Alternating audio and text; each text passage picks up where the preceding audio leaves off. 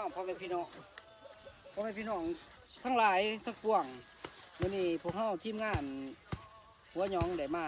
ลกพักเทียมเป็นมือทั้งมิตรที่พวกเขาได้มาลกพักเทียมอยู่ที่เกาหลีในฤดูตัวนี้เนาะพักเทียมส่วนนี้แม่นเขาเป็นคนปลูกเดี๋ยวนี้เนี่ยมันใหญ่แล้วเนาะอาสาธิตการปลูกการลกเนาะแล้วเบิ่งนอกใต้เป็นเห็ด พูดสิโรไหนนี่ที่นั่นว่าเห็นยาก นี่เป็นการเพียงใส่แต่มื ปาดีปาดี ปาดีเฮ้ เฮ้ยเฮ้ย ปาดีเฮ้